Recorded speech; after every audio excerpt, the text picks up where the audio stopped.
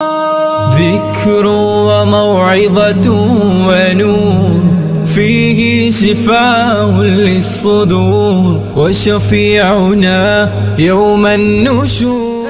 أما بعد فأعوذ بالله من الشيطان الرجيم. بسم الله الرحمن الرحيم.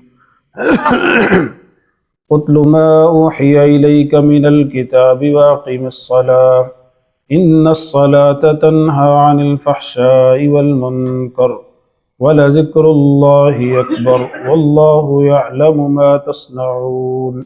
صدق اللہ مولانا العظیم. آج کے درس کا آغاز 21ویں پارے سے ہو رہا ہے اور یہ سورۃ العنکبوت کی آیت نمبر 45 ہے، اور آج انشاءاللہ اسی ایک آیت کریمہ کا درس ہوگا. اس سے پہلے گزشتہ درس میں آپ نے سنا کہ اللہ تبارک و تعالی نے جو گزشتہ آیات تھیں ان میں شرک کی تردید کی اور توحید کو مختلف دلائل سے اور مختلف مثالوں کے ذریعے ثابت کیا. اب ان آیات میں رسالت کا ذکر ہے، تو پیچھے توحید کا ذکر تھا اور ان آیات میں حضرت صلی اللہ علیہ وسلم کی نبوت و رسالت کا ذکر ہے. یا یوں بھی کہہ سکتے ہیں کہ اس سے پہلے کفار کا ذکر تھا اور ان آیات میں مومنین کا ذکر ہے، اور اللہ تبارک و تعالی نے ایمان والوں کی کامیابی کے 3 اصول بتلائے ہیں. فرمایا 3 کام ایسے ہیں اگر ایمان والے کر لیں تو وہ دنیا اور آخرت میں کامیاب ہی کامیاب ہیں. اب وہ جو 3 اصول ہیں براہ راست تو اللہ تبارک و تعالی نے نبی پاک صلی اللہ علیہ وسلم کو حکم دیا، لیکن حضرت صلی اللہ علیہ وسلم کی وساطت سے پوری امت کو خطاب ہے کہ آپ ان 3 اصولوں پر عمل کریں. یہ کامیابی کے 3 اصول ہیں. وہ کون سے ہیں؟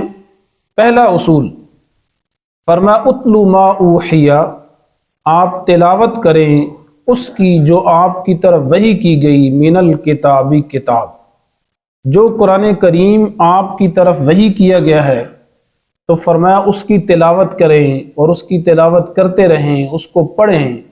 تو کامیابی کا پہلا اصول یہ ہے قرآن کریم کی تلاوت. اس لیے میرے دوستو قرآن کریم کی تلاوت کو اپنا معمول بنائیں. یہ آپ صلی اللہ علیہ وسلم کو خطاب ہے لیکن حضور کے واسطے سے ہم سب کو خطاب ہے. تو تلاوت قرآن کریم ایک ایسی چیز ہے کہ اس کی وجہ سے آدمی کو اللہ تعالیٰ کا قرب ملتا ہے. قرآن کریم اللہ کی کلام ہے، اور حدیث پاک میں آتا ہے کہ اللہ تعالیٰ کی کلام کو بھی دیگر کلاموں پر ایسی ہی فضیلت حاصل ہے جیسے خود اللہ کو مخلوق پر فضیلت حاصل ہے. اور ایک حدیث میں آپ صلی اللہ علیہ وسلم نے ارشاد فرمایا کہ اللہ تعالیٰ فرماتے ہیں کہ جس آدمی کو من شغلہ القرآن عن ذکری و مسئلتی، جو آدمی قرآن کی تلاوت میں، قرآن کے پڑھنے پڑھانے میں مصروف رہتا ہے، اسے زیادہ اللہ تعالیٰ سے دعا کرنے کا وقت نہیں ملتا. تو فرمایا اعطیتہ افضل ما اعطی السائلین، اللہ فرماتے ہیں میں اس کو مانگنے والوں سے زیادہ عطا کرتا ہوں جو آدمی اللہ تعالیٰ کی قرآن کی تلاوت کرتا ہے. اس لیے قرآن کریم کی تلاوت اس کو اپنا معمول بنائیں. اور ایک حدیث میں آپ صلی اللہ علیہ وسلم نے ارشاد فرمایا، حدیث کا مفہوم ہے کہ قرآن مجید کا ایک حرف پڑھنے پر 10 نیکیاں ملتی ہیں اور ایک صغیرہ گناہ معاف ہوتا ہے. تو اب یہ جو لفظ ہے نا اتلو، یہ بالکل پہلا لفظ ہے 21ویں پارے کا. یہ 3 حرف ہے، حمزہ ہے، تا ہے، لام ہے. اب کتنا ٹائم لگتا ہے؟ اتلو، اس پر ہمیں 30 نیکیاں مل گئی. آپ سوچیں ایک رکوع پڑھنے پر کتنی نیکیاں ملیں گی، ایک پاؤ پڑھنے پر کتنی نیکیاں ملیں گی، ایک پارہ قرآن مجید کی تلاوت کرنے پر کتنی نیکیاں ملیں گی. اور میں نے کئی دفعہ عرض کیا کہ بڑے افسوس سے کہنا پڑتا ہے کہ مسجدوں میں قرآن کریم کی تلاوت کا ماحول نہیں ہے. یعنی قرآن مجید کی تلاوت کے کتنے لوگ ہیں مسجد میں قرآن کی تلاوت کرتے ہیں؟ بہت کم لوگ نظر آتے ہیں کہ جو نماز سے پہلے یا نماز کے بعد تلاوت کر رہے ہو. بدگمانی نہیں ہے آپ کے بارے میں، آپ گھر میں جا کر قرآن کریم کی تلاوت کرتے ہوں گے، لیکن کبھی کبھی مسجد کے اندر بھی قرآن کریم کھول کر قرآن کریم کی تلاوت کیا کریں۔ اور چند صورتیں ایسی ہیں جن کی بہت زیادہ فضیلت آئی ہے، جیسے صبح کی نماز کے بعد کون سی صورت پڑھنے کی فضیلت ہے؟ سورہ یاسین۔ حدیث پاک میں آتا ہے جو آدمی صبح کی نماز کے بعد سورہ یاسین پڑھتا ہے فجر کے بعد، تو فرمایا اس کی دن کی ساری حاجتیں پوری ہو جاتی ہیں۔ ٹھیک ہے نا، آپ تجربہ کر کے دیں۔ ٹھیک ہے، قرآن و حدیث کے احکام اس لیے نہیں ہوتے کہ اس پر تجربہ کریں، لیکن لوگوں کے ایمان کمزور ہے نا، لیکن آپ کیا ہے ایک دن سورہ یاسین پڑھیں اور پھر اس دن کی اپنی برکات دیکھیں۔ اگر آپ کے 10 کام ہیں تو انشاءاللہ 10 کے 10 ہو جائیں گے، اور ایک دن سورہ یاسین پڑھے بغیر کیا ہے آپ کام کریں، آپ نے 5 کرنے ہیں، 5 کام کرنا ہے تو ہو سکتا ہے 2 بھی نہ ہو۔ تو سورہ یاسین کی بڑی برکت ہے، اس لیے سورہ یاسین کی تلاوت۔ اسی طرح مغرب کی نماز کے بعد کون سی سورت کی فضیلت ہے؟ سورہ واقعہ کی۔ حدیث پاک میں آتا ہے حضرت عبداللہ بن مسعود رضی اللہ تعالیٰ عنہ فرماتے ہیں کہ آپ صلی اللہ علیہ وسلم نے فرمایا جو مغرب کے بعد سورہ واقعہ کو پابندی سے پڑھے، فرمایا لم تصبہ فاقۃ، کبھی اس کو فقر و فاقہ نہیں پہنچے گا، کبھی روزی کی تنگی نہیں ہوگی۔ اس لیے حضرت عبداللہ بن مسعود اپنی بچیوں کو مغرب کے بعد سورہ واقعہ پڑھنے کی تعلیم دیا کرتے تھے کہ مغرب کے بعد سورہ واقعہ کی جو ہے وہ سورہ واقعہ کی تلاوت کیا کرو۔ اور ہم اپنے بچوں کو ترغیب دیتے ہیں کہ پتر پڑھ فوج بھرتی ہونی، یعنی پیسے تبھی ملیں گے، ایسے پیسے نہیں ملیں گے، پڑھے گا نوکری کرے گا تو پیسے ملیں گے۔ اگر ہم ان کا ایمان بناتے کہ بھائی سورہ واقعہ پڑھو، انشاءاللہ گھر میں کبھی روزی کی تنگی نہیں ہوگی، کبھی مال و دولت کی کمی نہیں ہوگی۔ خود بیوی کو، بچوں کو، اولاد کو مغرب کے بعد ہم سورہ واقعہ پڑھنے کا کیا ہے معمول بنا لیں تو دیکھیں گھر میں کیسی برکتیں آتی ہیں۔ لیکن ہمارا یقین کمزور ہے، اس طرف ہمارا دھیان نہیں جاتا۔ اسی طرح عشاء کے بعد فرمایا کہ سورہ ملک پڑھنے کی بڑی فضیلت ہے۔ سورہ ملک جو آدمی عشاء کے بعد پڑھتا ہے تو اللہ تبارک و تعالیٰ اس کی عذاب قبر سے حفاظت فرماتے ہیں۔ ہر فرض نماز کے بعد آیت الکرسی پڑھنے کی بڑی فضیلت ہے۔ آپ صلی اللہ علیہ وسلم نے فرمایا جو آدمی ہر فرض نماز کے بعد آیت الکرسی پڑھے تو جو ہی وہ مرے گا وہ کہاں جائے گا؟ جنت میں جائے گا۔ بس اس کے اور جنت کے درمیان صرف ایک چیز رکاوٹ ہے، موت۔ ادھر اس کی موت آئی، ادھر وہ جنت میں پہنچ گیا۔ یہ آیت الکرسی کی برکت ہے۔ تو بہرحال پہلی چیز، کامیابی کا پہلا اصول فرمایا اتلو ما اوحی، آپ تلاوت کریں اس کتاب کی جو آپ کی طرف وحی کی گئی، وَأَقِمِ الصَّلَاةَ، اور دوسرا اصول فرمایا نماز کو قائم کریں، نماز کو قائم کیجئے۔ ان الصلاۃ تنہا عن الفحشاء، بے شک نماز بے حیائی سے روکتی ہے، والمنکری، اور برائی سے روکتی ہے۔ فرمایا دوسرا اصول یہ ہے کہ نماز پڑھیں۔ نماز ایسی چیز ہے کہ جو آدمی کو بے حیائی سے اور برائی سے روکتی ہے۔ 2 لفظ اللہ تعالیٰ نے یہاں استعمال کیے ہیں، ایک فحشاء ہے اور ایک منکر ہے۔ فحشاء اس بے حیائی کو اور برائی کو کہا جاتا ہے کہ جس کو ہر عقل مند آدمی برائی کہے، ضروری نہیں کہ مسلمان ہی اس کو برائی کہے، کافر بھی اس کو کیا ہے برا کام کہے، جیسے زنا ہے۔ اب زنا حرام ہے، ہر عقل مند آدمی خواہ وہ مومن ہے کافر ہے اب زنا کو حرام سمجھتا ہے، اس کو برا فعل سمجھتا ہے۔ اسی طرح قتل ہے، چوری ہے، ڈاکہ ہے، یہ سب فحشاء ہے۔ اور منکر اس برائی کو کہا جاتا ہے کہ جس پر تمام اہل شرع کا اتفاق ہو، یعنی جن چیزوں سے شریعت نے منع کیا ہے تو ان کاموں سے بھی آدمی رک جائے۔ تو اللہ تعالیٰ نے فرمایا کہ نماز میں ایسی خاصیت ہے کہ جو آدمی نماز کو پڑھتا ہے تو نماز میں ایسی خاصیت ہے کہ آہستہ آہستہ وہ نماز اس کو بے حیائی اور برے کاموں سے روک دیتی ہے۔ یہ نماز کا خاصہ ہے۔ اگر آپ یہ سوال کریں کہ بھئی ہم تو بہت سارے لوگوں کو دیکھتے ہیں کہ نماز بھی پڑھتے ہیں اور برے کام بھی کرتے ہیں، نماز بھی پڑھتے ہیں اور گناہ بھی کرتے ہیں، تو اللہ تعالیٰ تو یہ فرما رہے ہیں کہ نماز بے حیائی سے اور برے کاموں سے روکتی ہے۔ تو بہت سارے ہم نمازیوں کو دیکھتے ہیں کہ نماز بھی پڑھتے ہیں، برے کام بھی کرتے ہیں، گناہ بھی کرتے ہیں، تو پھر اس آیت کا کیا مطلب ہوا؟ دیکھیں اللہ تعالیٰ نے یہاں پر نماز کا ایک خاصہ بتایا ہے کہ نماز بے حیائی سے اور برے کاموں سے منع کرتی ہے۔ تو اب ظاہر ہے آدمی کچھ عرصہ نماز پڑھے گا تو وقت تو لگے گا، تھوڑا سا وقت لگے گا برے کاموں سے بچنے میں اور دور ہونے میں۔ جیسے ڈاکٹر کسی کو دوا لکھ کر دینا، یہ دوا آپ نے 7 دن استعمال کرنی ہے، صبح و شام اس کے ساتھ یہ پرہیز کرنا ہے، تو یہ تو نہیں کہ ایک دن آپ نے دوائی لے لی بس شام کو وہ اثر کر جائے، بیماری ختم ہو جائے۔ اب وہ دوائی کی تاثیر ہے کہ وہ اس بیماری کو ختم کرتی ہے، اس کا خاصہ ہے، لیکن اب اس بیماری کو ختم کرنے میں ہونے میں دیر لگتی ہے۔ جب آپ 7 دن پابندی کریں، صبح و شام جو ڈاکٹر نے چیزیں بتائی ہیں یہ چیزیں استعمال نہیں کرنی، ان سے پرہیز کریں، تب جا کر وہ دوا کیا ہے اپنا فائدہ دکھائے گی۔ تو اللہ تعالیٰ نے فرمایا نماز بے حیائی سے اور برے کاموں سے روکتی ہے، لیکن 2-4 دن پڑھنے سے نہیں۔ آپ کیا ہے نماز کو اپنا معمول بنائیں، عادت بنائیں۔ ایک وقت ایسا آئے گا کہ بے حیائی سے اور برے کاموں سے کیا ہے نماز آدمی کو روک دے گی۔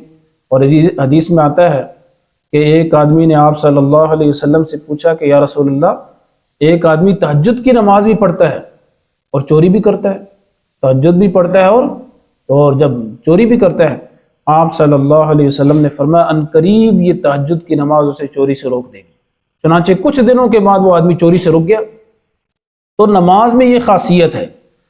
اور دوسرا اس سوال کا جواب یہ بھی ہو سکتا ہے کہ دیکھیں اللہ تعالیٰ نے فرمایا کہ جو صحیح نماز ہے نا وہ بے حیائی اور برے کاموں سے روکتی ہے، اور جن لوگوں کی نماز ان کو بے حیائی سے اور برے کاموں سے نہ روکے تو ان کی نماز وہ شرائط کے ساتھ نہیں ہے، پورے آداب کے ساتھ نہیں ہے، اس میں کوئی نہ کوئی نقص ہے، کوئی نہ کوئی خامی ہے۔ ورنہ اگر صحیح شرائط اور آداب کے ساتھ نماز کو پڑھی جائے تو یہ ممکن ہی نہیں ہے کہ وہ اس کو بے حیائی اور برے کاموں سے نہ روکے، نماز اپنا اثر ضرور دکھائے گی۔ فرمایا کہ نماز کو پڑھے، ان الصلاۃ تنہا، بے شک نماز بے حیائی سے اور برے کاموں سے روکتی ہے۔ اور حدیث میں آپ صلی اللہ علیہ وسلم نے با جماعت نماز کی بہت زیادہ فضیلت بیان کی ہے۔ حدیث میں آتا ہے آپ صلی اللہ علیہ وسلم نے ایک دفعہ ارشاد فرمایا کہ میرا یہ جی چاہتا ہے کہ عشاء کی نماز پر میں کسی کو اور آدمی کو آگے مصلی پر کھڑا کروں کہ تم عشاء کی جماعت کرو، اور اس کے بعد میں پورے محلے میں اور شہر میں چکر لگاؤں کہ کون کون سے مسلمان ہیں جو نماز پڑھنے کے لیے مسجد میں نہیں آئے اور ان کا کوئی عذر بھی نہیں۔ فرمایا پھر میں لوگوں کو حکم دوں کہ لکڑیاں جمع کریں، اور لکڑیاں جمع کر کے میں ان کے گھروں کو جلا دوں۔ فَأُحَرِّقُ بُيُوتَهُمْ بِالنَّارِ، حدیث کے الفاظ ہیں کہ میں ان کے گھروں کو آگ سے جلا دوں۔ یہ کون کہہ رہے ہیں؟ رحمت للعالمین نبی پاک صلی اللہ علیہ وسلم کہہ رہے ہیں، جو جہانوں کے لیے رحمت بن کر آئے۔